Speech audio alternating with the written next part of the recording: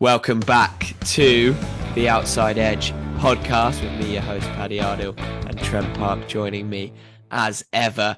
In typical Outside Edge fashion, we've just missed the boat. The timing was all wrong. We recorded the last episode dismissive of the fact that England-New Zealand was going to round itself off with a second win for the Poms. However, we've just missed out on possibly the greatest finish to a test match ever. New Zealand winning in a one-run thriller, making history, overcoming the follow-on, joining a very select group of tests that have done that. Kolkata in 2001, Headingley 1981, Sydney 1884. Ben Stokes said that he would do the same again. Trent, thoughts?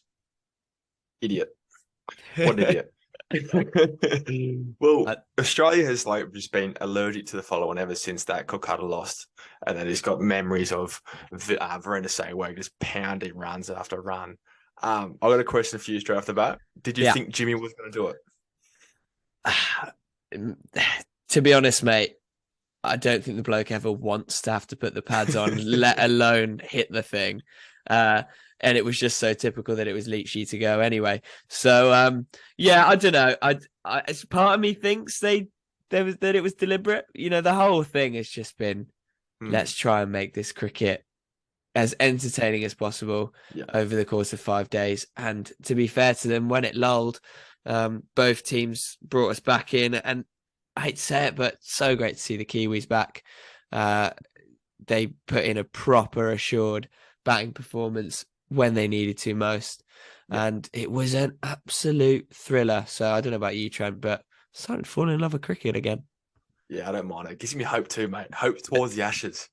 People down under, beating the Palms. I love it. I love to see it. As well, God, who'd have thunk it as well? Australia picking up wins while us England... Australia picking up wins while England don't. Australia won the third test and sealed their place in the World Test Championship final with a emphatic, it's probably the only word for it, 9-wicket win.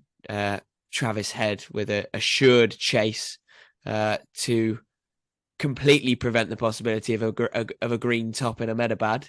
Trent, what were your thoughts watching it as our sort of Aussie correspondent for Outside Edge? So my first thoughts were that India went on an 8-day circuit. They just looked like they came out there slow as a turtle, mate. They looked like they spent an 8-day circuit and they just did not want to be there. Honestly, did not want to be there. But I thought Ashwin and Jadeja bowled really bad, to be honest, like surprisingly bad. And Australia batters batted pretty patiently with a straight bat, used their feet well, just changed their game plan completely, which was rightfully so. It's good to see, actually, they can change their plans mid-series rather than mid-game. I was pretty happy with the win. The worst thing is now I'm actually expecting a win second test because I'm Australian. That's what I do. We have to win every test at all costs. And now I'm getting sucked into the exact same problem I did for the first two tests. I think we're going to win. We'll get really close and about halfway through day one, and then it's all going to go to shit. You're going to start turning sideways again, and it's going to get fucking getting capitulated. Do you reckon Ravichandran Ashwin tempted fate a little by making a YouTube video telling the Aussies how to bat against spin in India? Have you seen it? I did see it. Yeah. I didn't watch the video because, well, it's Ravi Ashwin, but yeah, is that probably the biggest cope behaviour you've seen mid-series? Yeah, I mean, that's got to enter a draft at some point on this series. Like, that is, I'm trying to think of the village equivalent of that, but I suppose it's like your mate coming in while you're batting in the nets and just sort of shadow batting the shot you should have played when realistically they play in the fours. No. It's a club veteran. It's a club veteran. That's what it is. Somebody who's way past their time telling you how to play, even though they're well past it. That's what it is. But actually, to be fair, Ravi Ashwin's probably let it all go a bit to his head in India. Let it all go to his Travis Head, mate. It just reminded me of one thing, is that back in Australia, sledging's like very prominent in this culture.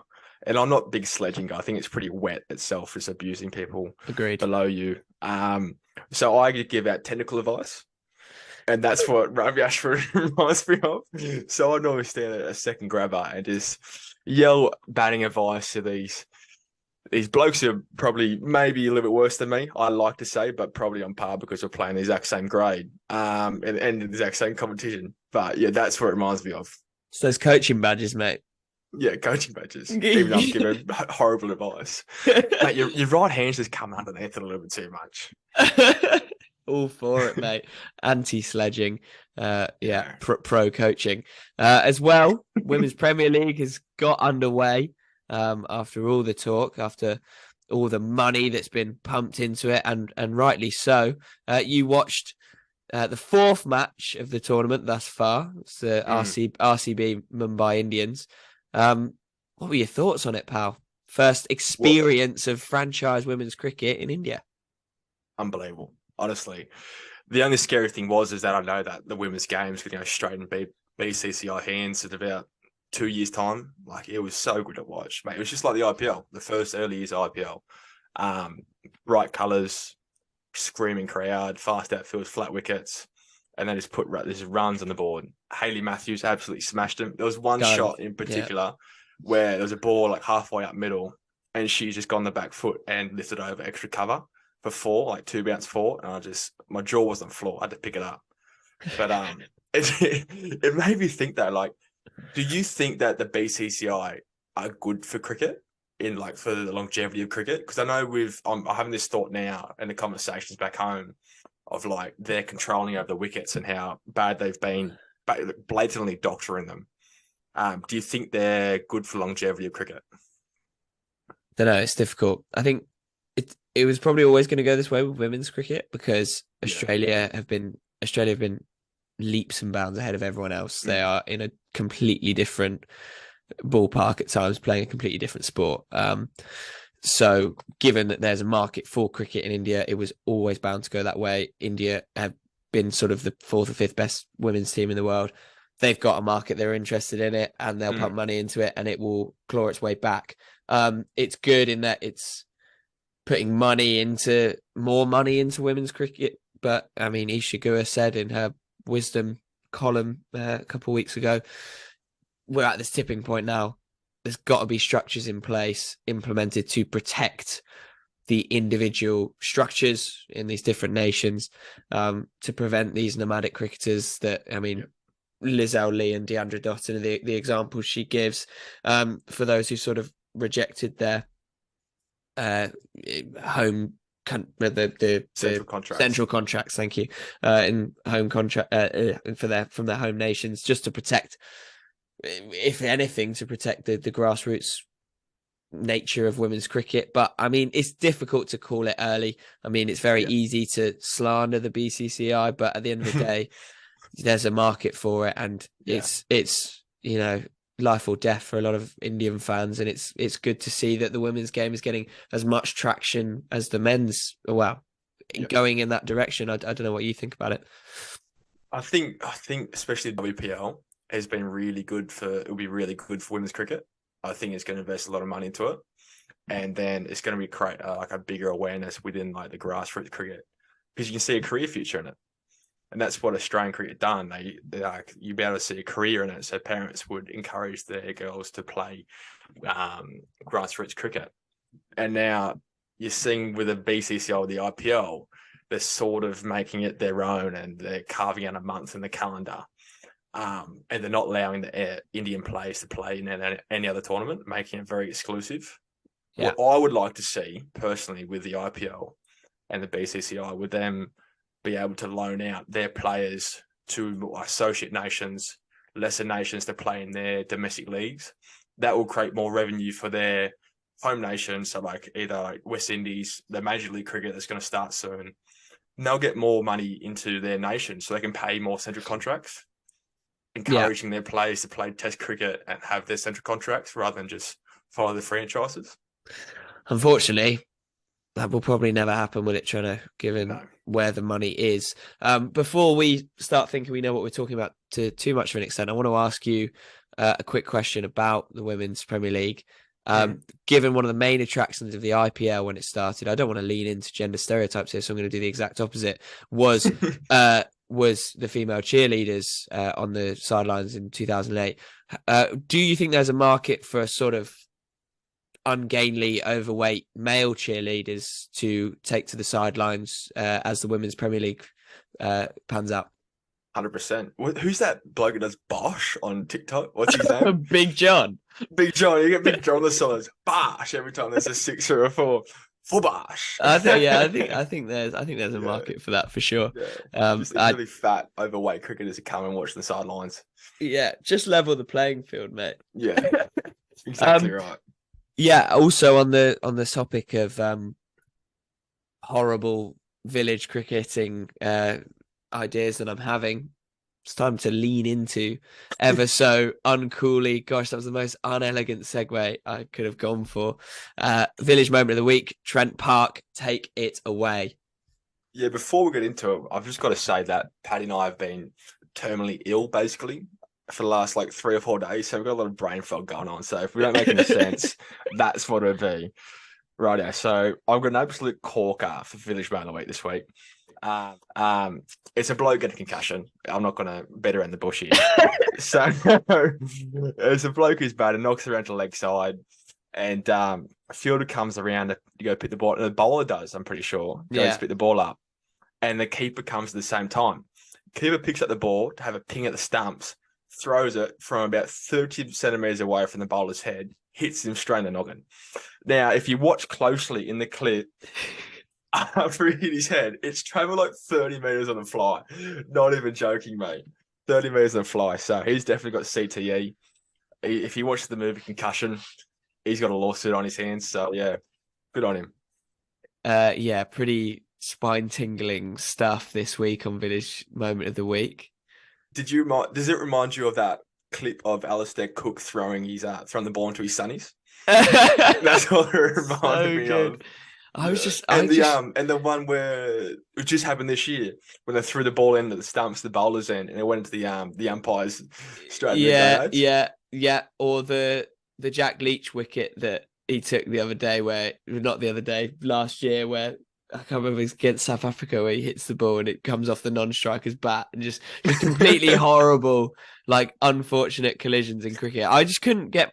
There's not a lot of sound in that video, but what do you reckon? What do you reckon the sound would have been? Is that out the middle? Is that a plastic quick cricket bats kind of sound? Is that a sort of a splice?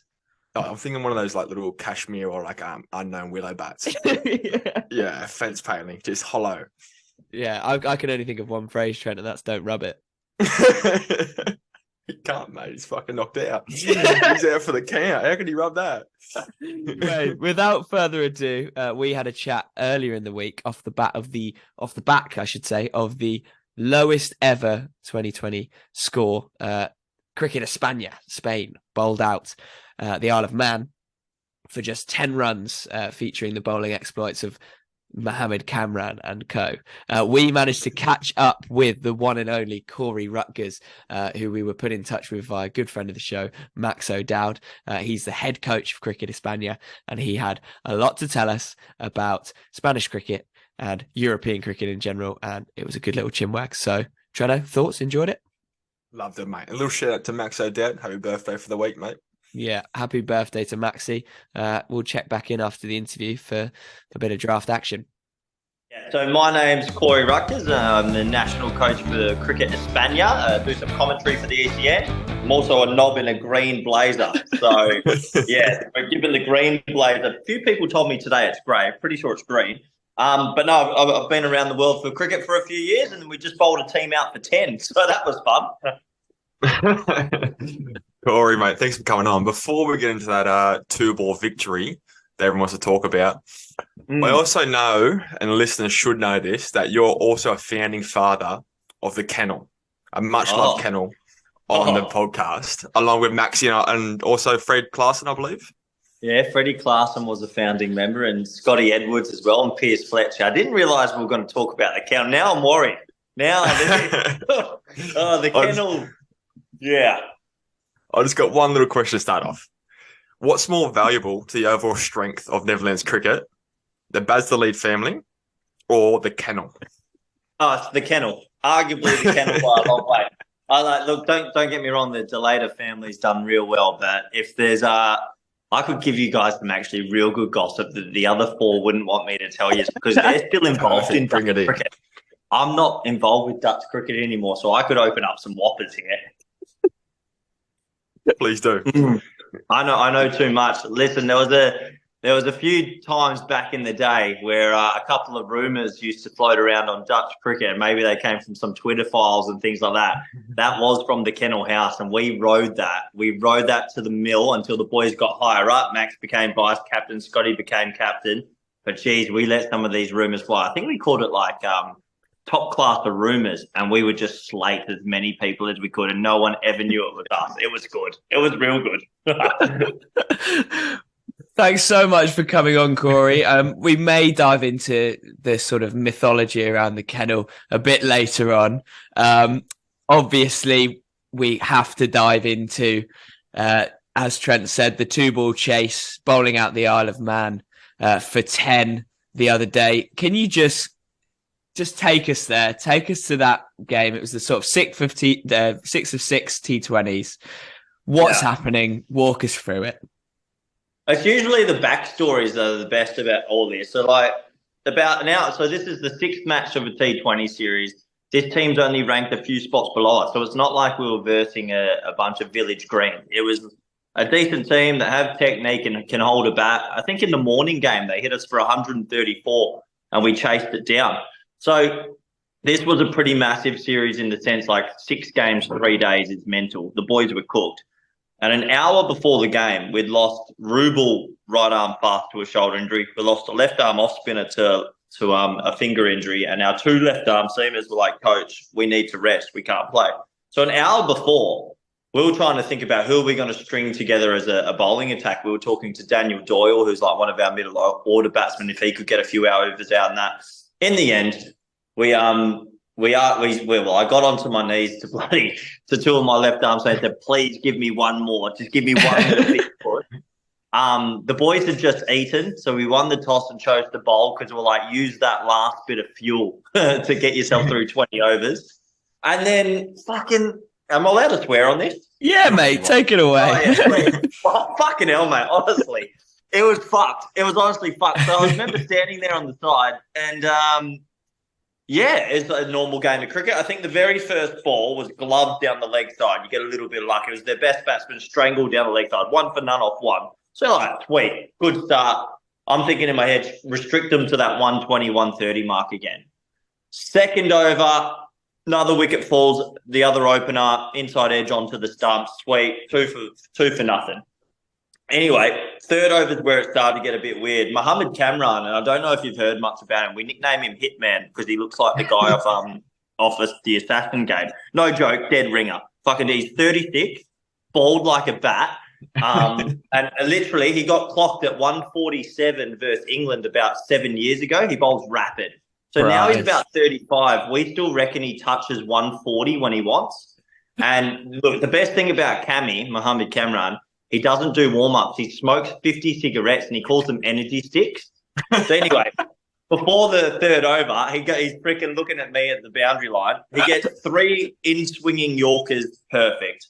LBW, bowled. International hat trick. Guys are going nuts. It's 5 for 5. Even at 5 for 5, you're like, wow, this is crazy. But you always have this feeling that there'll be one bloke's got to hit a 20 or 30. There'll be a few edges and we're going to chase maybe a 60. I think the next over, it was another 2 wickets. So it's 7 for 5. And that's when it started to hit home like, what's going on? This is starting to get a bit absurd. Another one falls, it's 8 for 6 or something. I looked over to Alistair Priddle, my strength and conditioning coach, said, mate, we're about to witness something absurd. I think the 9th wicket, though, they shut up shop, which was pretty good. They blocked everything out for 6 overs because they ended up batting 10 overs. The leg spinner comes on, and he takes 2 wickets at the end, and they're walking off at 10 for 10, and that's when it sort of was like, holy shit, I'm pretty sure that's a record because I saw the Sydney Thunder thing 2 months ago. If I hadn't have seen that, I wouldn't know what records were or anything with that, but 10 for 10. And then we actually had a bit of a team huddle just out of respect for the opposition because I was like, it was just weird. I just said to guys, act professional. don't overly celebrate because their heads were down, like as you can imagine. My number 7 comes up to me and goes, "Corey, let me open because I want to try bomb 2 pieces." So of course, you get the green light. So Awais Ahmed walks out there. He gets a no ball, 6, and then he sends the next ball for 6. And it was just the most. It's still only 4 days after. I can't surmise what I saw. We usually stream these games, and we didn't stream it. So it's a freaking shame. But I know the 30 blokes that were at that field out in Alicante in the will remember it for the rest of their life. I felt pretty bad for Isle of Man at the end of it. Like, they're a nice bunch of boys. They didn't have a beer with us at the end, though. That was a shame because we wanted to have a beer. It would have helped the healing process. But what do you do? I mean, I think the 10 runs will get beaten one day, but I don't think a 2-ball chase will ever get. It's fucked. It's actually fucked. It's one of those ones as well. Like, the first ball was off the pitch, wasn't it? It was. Yeah, I wasn't paying attention at this stage. I was out the back watching Cammy have more energy sticks going. Well, buddy, well, bowl. So I was out back, and then I walked back, and they said, "Yeah, it's a free hit." So I didn't even know it was off the pitch. But like, it sounds village, but they didn't bowl. Honestly, they didn't bowl one ball off the pitch in the other 5 games. It was just a complete and utter breakdown from a team that's a national team, and I don't think I'll ever see anything like it again. It was a crazy. I don't know. One of my middle order batsmen's in the room. How long was the game, Danny? Oh, shorter than a T10. Yeah, it was like a 35-minute game, but no, 45. It was just weird. Honestly, it's still the amount of fraction this has got worldwide as well. Also, didn't expect any of that. So many news crews and that because I guess it is the record. The coach, Isle of Man coach, says the first ball was off the pitch. It was wide and a no ball. Then there was a free hit, which went for 6. Next ball, 6 again. I said, "Thanks very much. Let's go to the pub. Normally we have a no drinking policy when we're away. But in this instance, I thought that maybe the best medicine comes in a pint glass." Now, they didn't obviously want to have a beer with you, Corey. I think they wanted to medicate elsewhere.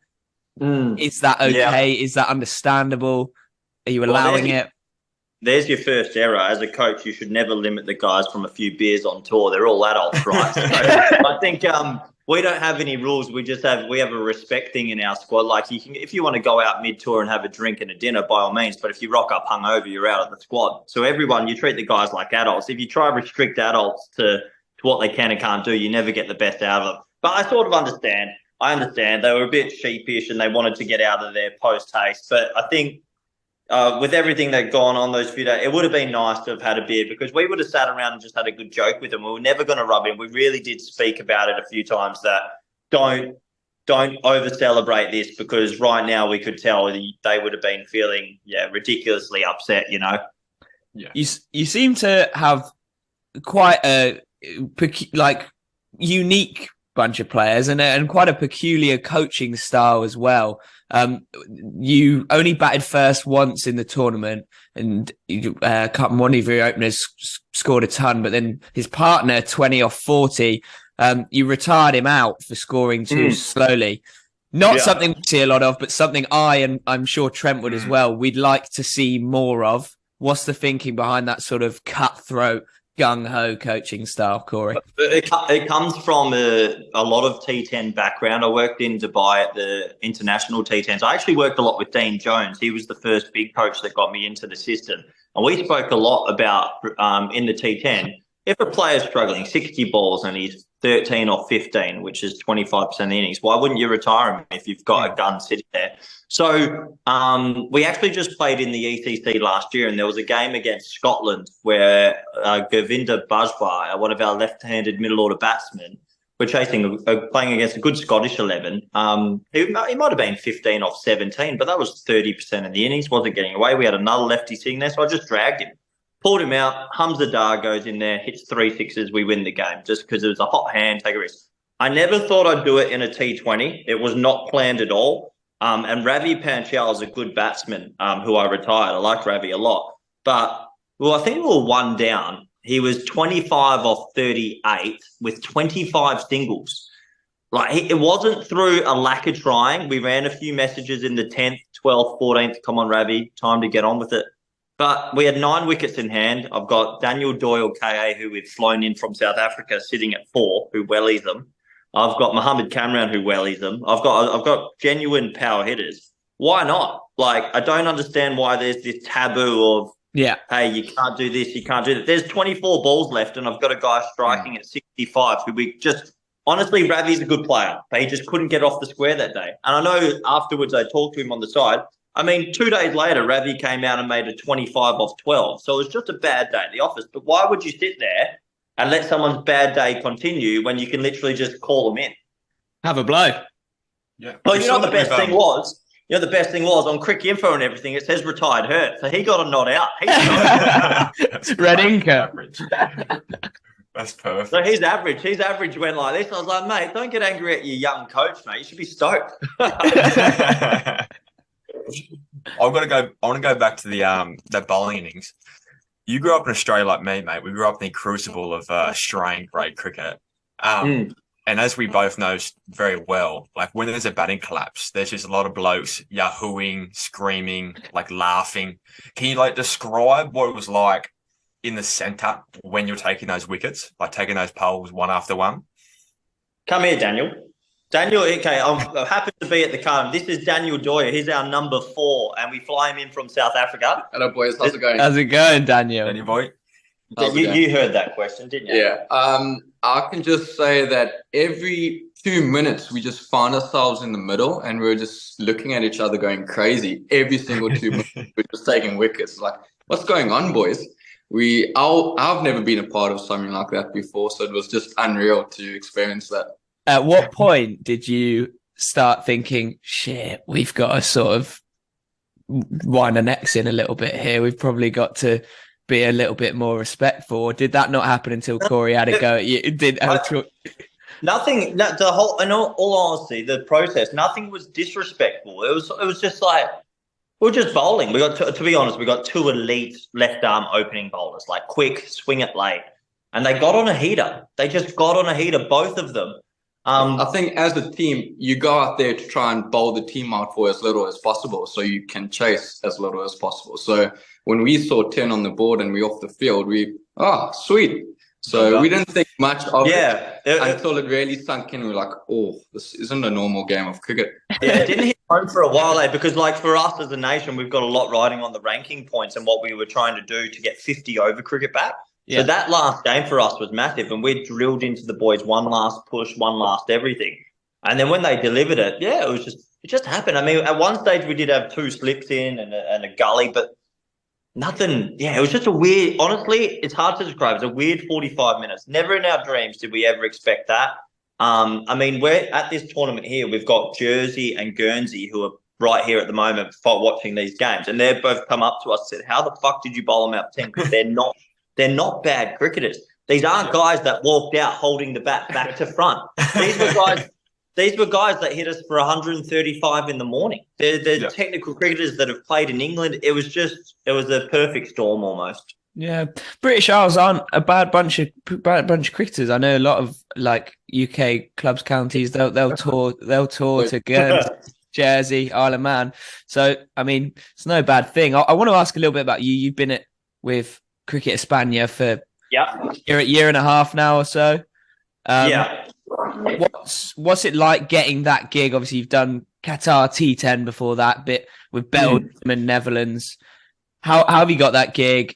What goals have they set you? Give us a little insight, because there's not enough coverage of associate cricket, and we're trying to shed a little bit more light on that. Yeah, the associate cricket coverage is lacking a bit because the talent's ridiculous.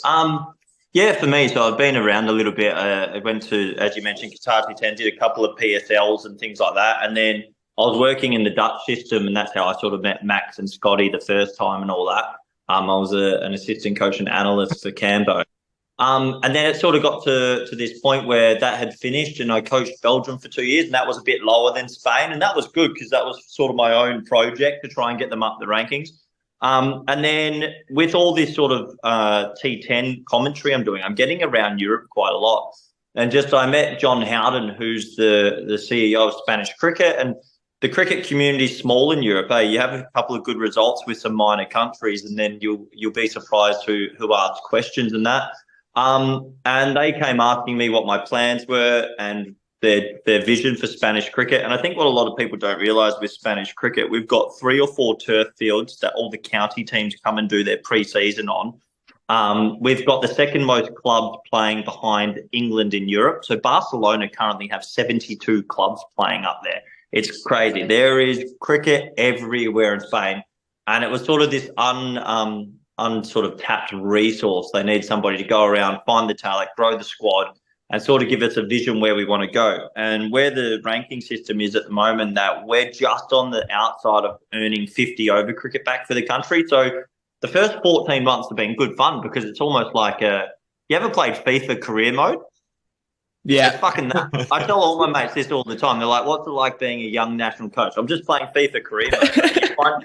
You find young players that you can grow, get a good XP. You've got some old boys that are on their way out. You're trying to build the stadium. You've got your finances. It's exactly like FIFA career mode, but real life. So it's good fun. And I think the biggest thing is that the talent and the passion here is massive, absolutely massive. So people don't know much about Spanish cricket, but I know the boys from the kennel who have been tuning in more now, like the talent's ridiculous, like really, really impressive. Where does that come from? Is that homegrown or is it from expats? Nah, you'll get a mix. You'll always get like our captain's homegrown, Christian Munoz Mills, bloody good-looking man as well. I can imagine mate, with a name like that. Yeah, he's freaking 6'6", plays bloody volleyball. He's a physiotherapist for a women's volleyball team or some shit, but he's our captain. And then you've got a couple of like Spanish mix. So like Daniel, who you just had, Spanish South African, obviously. But then you've got the other guys that come from maybe Barcelona or whatever that are Pakistan, Indian descent that have lived in Spain for more than 8 years. I think the one nice thing that for Spain compared to when I coached to Belgium is the whole team speaks Spanish. They're extremely integrated into the life of Spain, so they feel like Spaniards. It would be nice to obviously have more that are just from Spain, but to be honest, if you did that and the way European cricket is, the level would then drop off too much. If you had just local players, there's still a 50-year gap before you get local players playing the top level. Yeah. Before I finish that off, I was going to say, but people always like to sort of bring that up and do you have locals in that? Fucking it was only a couple of Ashes ago. England had Peterson, Trott, Drought, Morgan. They were bloody pulling people from everywhere. So it is what it is. Yeah, I was just going to ask if you had much Spanish in your locker, Corey. I'm the only one in the squad that has to know. I know what empanadas. You got to look up empanadas, little like pies. That's all I know how to say. A couple of Spanish terms, but no, not really. I know we try and yell out to the boys "con cojones," which means big balls. Have big balls, fellas. That's the main message me and Alistair try and tell the fellas. You got no Spanish sledges then up your sleeve? Nothing, no awareness of those. Soon come. No, not from the coach on the sideline anyway. I let the boys do that. We wanted to just sort of, before we wrap things up, talk about the commentary you've been doing on European cricket. Take it away. Give us as much of an insight as you can. Mate, okay. Did you two watch any of the ECN or ECL or any of it? We were put onto it by Max. Mate, after this, I'll send you guys, like me and Vinny, Mr. Maximo's 5 favourite clips.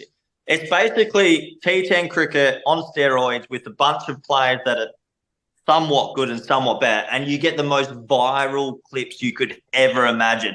I've seen guys get hit in the nuts and bloody people laughing to some of the best sixers and whatnot. It's this weird little beat that's growing more and more. I think this year they've got 1,500 live games that are going around to India and Pakistan.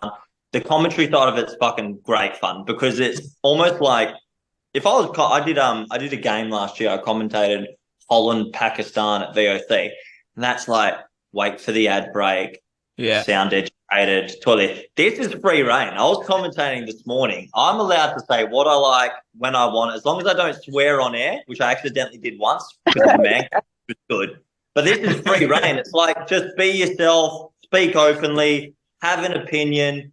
Who gives a fuck what people think? Make it fun, make it entertainment. Sort of Americanized cricket a little bit, where it's a bit of showboating, it's a bit loud instead of this sort of old nostalgia. It's T10, you know.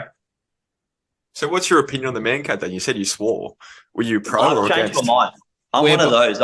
I go with the wind. Before I was like, fuck Mancats. And now it's happening more frequently. Like, well, yeah, fair enough. But I said, I'll send you the clip. I think he went to Mancat in a final and said, oh, that's bullshit. And then realized I was live on air to a million Indians. And like, well, okay, probably shouldn't have said that. Yeah, we're both aggressively pro Mancats on this pod, which is... You two are entrepreneurial with cricket. You want to see things change. Exactly. Are you going to tell the boys that in Spain? Is there any like training scenarios you're going to play for the Mancats? I don't know if would we do it, Danny? Danny's a bit old school. He's South African. You know, traditionalist. He's soft. He's soft as ice. But look, it's part of the game now. I mean, I retired someone out in a T20 the other day because it would advantage the team. Does a Mancat or a run-out advantage team? Yes. So probably. Yeah. I just wanted to ask about your dropped catch streak of 9 before taking a blinder of a crowd catch and celebrating in style. What's going through your head at this moment? Well, the 9 catches, that's fake news. I did that for the cameras. No, I didn't drop 9. I did drop 9. It was pretty bad, and then I held on to an absolute hanger. That's cricket, man. That's cricket. No, that was funny. That's the good thing as well with this ECT stuff. With the way the ground is, there's heaps of room for fan zone. You can just run at it. Women and children out the way, you just go as hard as you can. So, no, it's good fun, man. Like, the crew's good. We have a lot of fun on the road. Like, we're in Malaga for 4 weeks now, and then they go Portugal 2 weeks, Cyprus 2 weeks. We're just in Malta for 2 weeks. Then you go to Estonia, Romania, Hungary. So it's a great ticket to see Europe and to call a bit of cricket on the way. Good fun. Yeah, thanks so much for coming on, Corey. We will. I'm sure our paths will cross very soon when we inevitably come out to the kennel and explore the depths of European cricket with you. But thanks for sharing a little bit more about what Cricket España's up to and the shortest game in recent memory. In history. Yeah, in history. But thank you very much, boys. I love what you're doing, and I'm sure we'll cross paths one day. Thanks very much. What an interview. What a bloke. And can we all get around those energy sticks, please? I'm going to give me 50 packets this year, I reckon. Right. Time for the draft again. Here we go. This is the big show right here.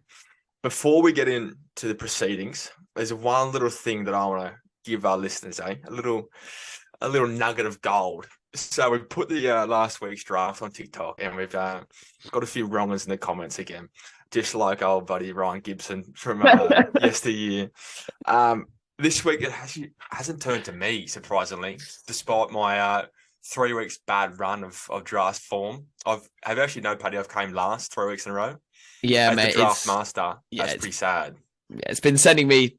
I've been sleeping pretty easy the last few weeks. It's been quite nice until discovering the absolute characters in our TikTok comment section. Yeah, I won't leave the listeners astray anymore. So we put this up, and we've got about 60 or 70 comments. I think 80 comments. I think we're up to about 80, 90 now at this point. Jeez, pretty cool. That's too many for us. So there's 2 that I really want to highlight, and the last one that I think be quite interesting to see how actually relevant it is for real life. This one comes in from Chris Gin, and he had his profile picture as an ex-Adelaide Strikers cricketer. So I don't know if he's a pro cricketer or not, but he seems like a really nice guy. He says, Trent, listen to me. Drop Paddy. You have the charisma. Fuck that little nerd. Yeah. And then his next comment is, I hate Paddy. Chris, mate, what have I done? I mean, F that little nerd. I don't know why I've censored myself there. I've been called worse. And little nerd, I'll take that because I don't think I know what I'm talking about most of the time. So I'll really take that on the chin. And you hate me. That's fair enough, mate. I'm sure I don't feel particularly fondly about you either, pal. Is that, as an insecure male, how does that make you feel, like deep down inside? Well, you said it just there, insecure. I never really was cyberbullied. Sort of the era I grew up in was sort of the Facebook era. There was some pretty nasty gears around, but we sort of rolled with the punches. Yeah, didn't wrap us in cotton wool back then, Treno. But sure. I think that was my first experience of being cyberbullied, and I tossed and turned sleepless nights thinking, God, is Trent going to leave me? And then I realized that the very dynamic that makes this thing work would be lost. And it would be to nobody's benefit. So actually, Trent, I think it's just brought us closer. Yeah, if only you listened to the podcast and knew that you're the one who carries it. Hey, stop it. Anyway, the next one that I like is, I think this is, if anyone who's actually seen or played with Paddy knows this is so true. It comes from JWC 333.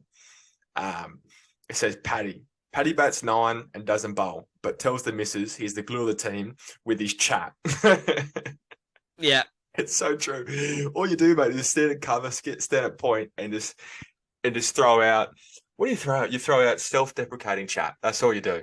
Yeah, I think someone else in another comment said that. I mean, it's bang on. My girlfriend actually screenshotted that comment and sent it over and said, like, I don't love you anymore. Yeah. It was more like, who is this person? How do they know you? Yeah. Should I be worried? Yeah. Actually bat 9. Yeah. Well, this is the thing. I think when you get down to sort of my level, 3rd level cricket, there's a bit more of a fairness element. So, like, if you aren't going to bowl, because God forbid I'm going to roll some leggies over, you're going to have a bat. So I'll have a bat and I'll average 13 for the season. Please. I've got a ripping question for you here. Sorry for butting in, but I had to. Now, if your girlfriend, lovely girlfriend by the way, only knew you by your cricketing ability, and she was in the cricketing like scene herself, okay, would she still love you the same or love you at all? I'll have to ask her this. I'll give her a bell. I'll pass on the message. I mean, to be honest, no. I feel like it's quite endearing sometimes to have a bloke who's not very talented at something but tries hard, and also it is quite self-aware. I mean, self-deprecating. They've hit the nail on the head there. You have as well. Self-aware. I know I'm not Jacques Callis, but hey, I'll give it a bloody good go, and I'll laugh at myself in the process. I feel like I'm copping a little bit of flack here, so I'll toss the same question back to you as a slightly more capable bat. What would your lovely lady have to say about you if you didn't exist and you were only off your numbers? Oh, numbers hurt. Ego aside, if we're going off ego, my family knows this greatly, that I've got a very big ego when it comes to sport, my sporting abilities. So yeah, ego, she would definitely think that I'm still the same person. Ability and numbers, oh yeah, I'm in trouble. I'm in trouble. I'm gonna say that. Yeah. Well, we should point the listeners that aren't already there, because it seems like the majority of cricket TikTok has stumbled upon our lowly page. Go find us, Outside Edge Pod. Engage with the clips. Engage with the socials all over YouTube, Instagram. Get around it. You'll see more and more of our ugly mugs and not just our ugly voices. But I think without further ado, Trent, take us away with the draft for this week. Ladies and follow our socials, and please ask your partner whether they would like you if you're based purely on your cricket ability. So let's get into it. Paddy, we know that we're optics people. We judge people on salads, limbs, how they shape up as cricketers, how they act in the showers, blah, blah, blah. Yeah. But this week we've gone for the most village bat stickers of all time. So we're judging characters purely by their bat. Okay. Yeah. Now, same draft, just the two of us this week again. 3 picks each. You'll lead off. I'll go second. We know all that. We're just going to judge off the ugliest, the worst, the yuckest. It could be you just don't like the cricketer itself and what the bat they're using. Yeah. All right. Lead it away. Lead it away for us. I mean, given the strip I'm wearing, I was only going to go for one thing. It's David Warner's Gray Nichols Kaboom. Absolutely no right to be there. The state of the stickers, absolutely minging. And it doesn't help that the bloke is even more so. Gray Nichols Kaboom should be the first name on every roster, and I'm glad you're reacting that way. Yeah, that was no one for me too. Is that the ugliest bat that you've ever seen for that period of time? For like 5 years in a row, that's the ugliest bat I've ever seen. I still can't. I'm lost for words, Trent. I don't want to ever see. And why they've gone for orange as the colour as well. It's like so unaesthetically pleasing for a very unaesthetically pleasing bloke. Hey, Dave, don't come after us. We already have no. You don't care about us, Dave. I've only seen one bat in, I think, 7 years that they've been around. One bloke I've ever seen use it. Really? And that says it all. Yeah. Yeah. So my first pick, Paddy, this one's quite niche to UK culture since I've Yeah. been over here. Yeah. It's the Sports Direct Slazenger. Yeah. The V100. No, it's the V500. I looked it up. The V500. It's an absolute plank. It's got the white cover over it, and it's got the simple V, the Slazenger. It is disgusting. I see it every time. I pick it up every single time because it's a cricket bat, and I think to myself, look, if I had self-awareness, I would use this bat, but I can't. So yeah. What's the That's my deal? one pick. What's the deal on it in Sports Direct at the moment? 15 quid. 15 quid. Ever thought about it? How many runs would you make? This is a good question. Would you make more or less runs, and are you blaming the stick if you get out? This is my ego coming in. I still back myself hit bombs with that stick. At least one or two. Now I reckon I score about 100 less than what normally would. 100 less. 100 less. So, mate, I'm a numbers man. I don't have many numbers along my side. My name. 100 less isn't that many. I'm going to join you for my second pick on the UK culture here. This is a niche one. I don't think I've ever seen a professional cricketer using it, but I can bet a lot of money that everyone's got one of these in a garage or a shed in the UK somewhere. It's the old school Hunts County bats, and they have this horrible deer moose thing on the stickers, and it's absolutely gross. And I don't want to, like, if that's even near your bag, even near your home, if you haven't incarcerated it or set it up in flames, used it as timber, get it out of my sight. It's absolutely disgusting. I don't want to see that anywhere near 2000. It's also yellow and like got the horrible bullseye on it. Far too much going on. Hate it. Get it out of my sight. And I think I've had a banging start to my roster here. That's two really good picks. I hate saying that you had two good picks because I really need you to fuck up this week for my self-worth. But that pick, I picked that purely on Sean Tate in the early 2000s. He had that bat. Yes. And that's you know the a one. shit bat by a tailender who uses it. I'm thinking like a Glenn McGrath. Was that the Summers bat with the X? Like one of those ones? Yeah. That's not my pick, but I'm saying like that's a very village bat. Yeah. Okay, second pick. This one I think is going to be very adored with the UK crowd as well. Yeah. And it's even the Aussie crowd, because this bloke's an absolute coat of them all. Michael Clark, 2015, Australian flag Spartan bat. Oh, yeah. In the I know. Ashes, Jimmy Anderson, like, taking off stump. It is disgusting. I don't want to see Australian flag on anyone's bat, let alone Michael Clark, the biggest coat of them all. That's all I've got to say about that. That's horrible, mate. Interesting though, Spartan bats, do you not mind them? No, generally really good stickers. Good sticks too. Yeah, just the Aussie flag, not having it. Yeah. The 3-9 bat bangs, mate. His first stick he poured out was actually a really good stick.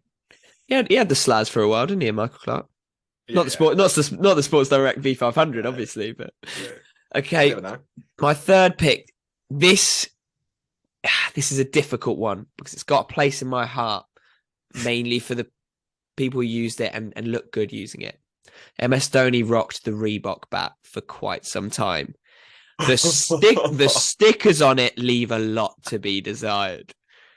The blue, just like Calibri font, like no effort in the branding. Orange grip once more. Yeah, blue, just stickers, white font. Some people say less is more. I say in this instance, it very much is not.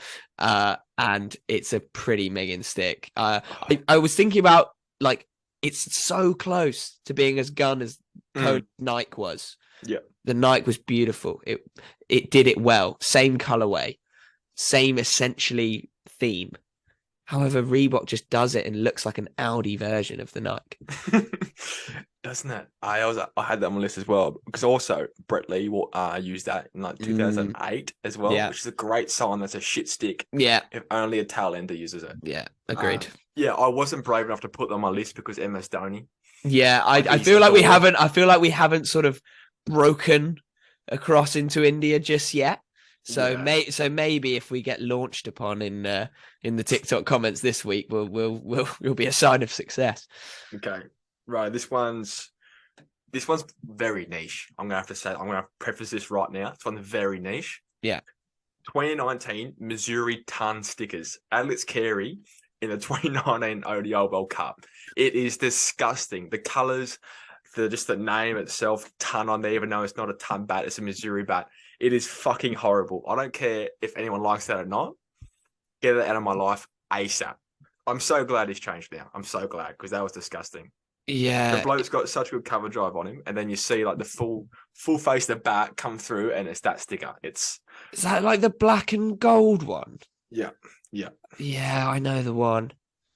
That's Disgusting. pretty minging. I didn't like. It's one of those ones where like, do Missouri even do bats? That's what we're talking about, mate. That's village.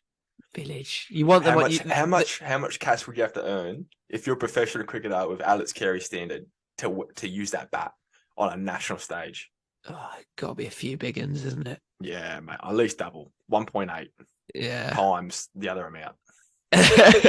At least, mate. I'm talking 1.8, maybe 1.9. You only want Missouri on your noggin, don't you? You don't want it in your hands. Oh, the Shrey is pretty good as well. If we're talking about Kitty, Yeah. we'll get into that. Hey, another day. Another day. That's a great one too. Yeah, Right. I've seen some helmets in my time. Yeah. Let's round up the draft picks. I went for the Gray Nichols Kaboom to kick things off. I mean, first name on the team sheet. You should stop giving me first pick, Trevor. This will keep happening. And then I went for the old sort of yellowy Hunts County bats, disgusting, and rounded off the tail with a particularly village, controversially so, Reebok sticker. See, that's where I think I can do you, the Reebok one. Yeah. That's where I think I can get in front of you. Yeah. Slightly, though, because I had the Kaboom number 1. I also had the Reebok down lower, but I had the Hunt as my number 3. See, I've got the Sports Direct Schlesinger. That is top-tier village shit. That's my number 1. Number 2 is quite a niche one as well. Michael Clark, Australian Flag, Spartan Bat, 2015. That's a good one. And number 3 is a really niche one. Missouri Ton stickers. Yeah. From Alex Carey in 2019. I think the niche might do you good this week, Trent. It might finally pay off. Because the thing is, Paddy, I do the graphics for this one, and you're gonna put a lot of effort in there. On mine as well. Nice little pic of Clark getting barred by Jimmy Anderson. Yeah, that's gonna do it really good. Bang on. Well, go vote for that over on the Instagram. You can find us all. Everything you need to know on the socials, as is the way nowadays. We'll be back very soon in your ears. It's been great to chat, Treno. Great to get Corey Rutgers.